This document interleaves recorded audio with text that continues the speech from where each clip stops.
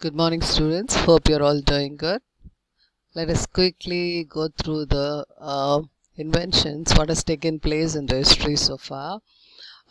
In the year 26,000 BC, early men they started the ceramic art, and in 6000 BC, ceramic firing was first of all used by ancient Greece. In the year 4000 BC, glass was discovered by ancient Egyptians, and in between 50 BC and 50 AD, optical glass, which was used for lenses and mirrors, it was used in Rome first of all and spread it around the world with the Rome Empire. In 600 AD, porcelain was introduced, and in 1870, refractory materials were used.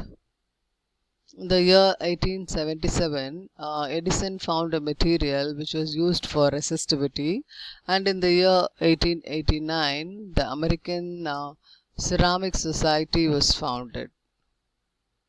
In 1960, fiber optics was introduced, and in 1965, photovoltaic cell.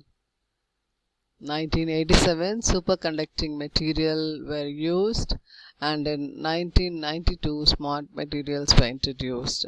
So, having gone through all these, I think now you'd have come to know what topic we are going to discuss today. Yes, it is ceramics. Actually, we are into Unit 5, Specialty Materials, where we'll be discussing about ceramics specifically. The course outcome for this lesson is to classify the wide range of specialty materials for fabrication of integrated circuits in electronics and electrical industry, and the Bloom's taxonomy level is analyze. And the learning outcome would be, at the end of this lecture, you will be able to understand what are ceramics and their classification. So what are ceramics? Basically, ceramics are inorganic non-metallic materials which consist of metallic and non-metallic elements, and they are bound by ionic or covalent bonds. And its chemical composition vary considerably from simple compounds to mixtures. So what are ceramic materials?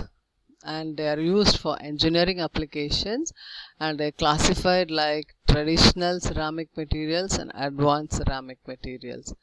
They are typically hard and brittle, and they have low toughness and ductility. Usually they have good electrical, and they are very good electrical and thermal insulators, not conductors. Normally they have relatively high melting temperature and high chemical stability in many hostile environments. And the crystal structure goes about like this. They have broader range on chemical composition than metals with more complicated structures. It contains 2 and often 3 or more atoms. They consist of both cations and anions. The cations are made of metals like iron, nickel and aluminium, and anions are made of non-metals like oxygen, nitrogen and chlorine, and they are bound by covalent or ionic bonds. So these are some of the structure that deals with ceramic crystal. And moving on to the classification, as I already told you, ceramic materials could be classified like traditional ceramics and advanced ceramics.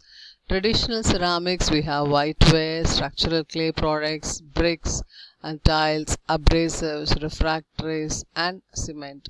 And advanced ceramics, we have electroceramics and advanced structural ceramics. So today we'll be discussing about traditional ceramics.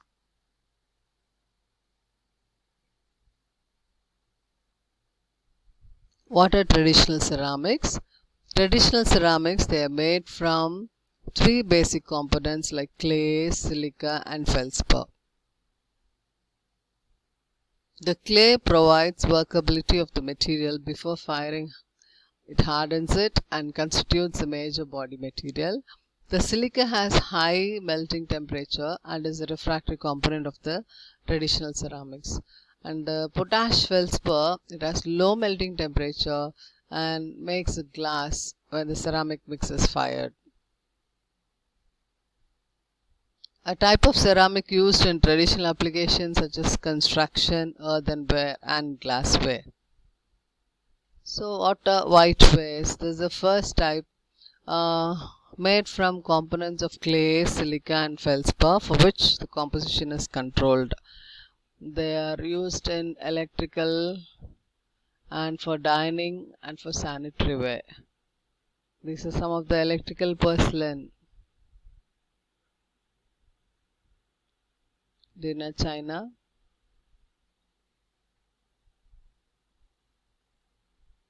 famously known as china clay. Sanitary wares. So all those belong to whitewares. The second type is structural clay products. They are also made of natural clay which contains all three basic components. They are used as building bricks, sewer pipes, drain tiles, roofing tiles and floor tiles. These are some of the examples for building bricks.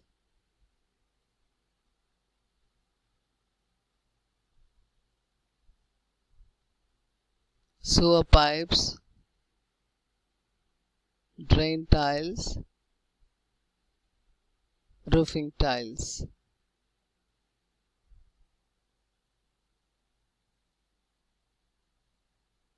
Structural clay products, these are floor tiles.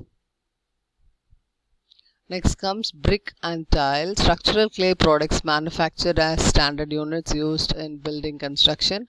Most probably they are in the form of rectangular block formed from a clay or shale of mixtures, and then they are fired in a kiln or oven to produce strength, hardness and heat resistance. These are some of the bricks and tiles. Next type is abrasives. Abrasives, it is a material often used for shaping or finishing a workpiece. It could be done by rubbing or polishing, or it could be a cutting tools also. So these are some of the abrasives. Grinding wheels, cutting tools, drilling machines, all those belong to abrasives. The next type is refractories. It is the one that retains its strength at high temperature. They have a quality of withstanding very high temperature, so they are used as linings in kilns, reactors, gas fire radiants, steel, glass making crucibles. The kiln's lining is made of refractories which can withstand very high temperature. Refractories, gas fire radiants, most probably in muffle furnace. Steel, inside steel also they are coated. And glass making crucibles. The last type in traditional ceramic material is cements. It is a binder, a substance that sets and hardens independently and can bind other materials together. It is used most probably in construction, can be characterized as being either hydraulic or non-hydraulic. So they are used as mortar and masonry, concrete making, which is a strong building material. We have white cement, normal cement, Portland cement and different types of cement.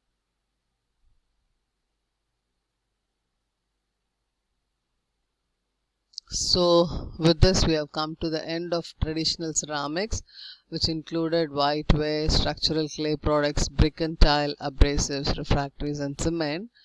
And next we shall discuss about the advanced ceramics in our next lecture. Thank you.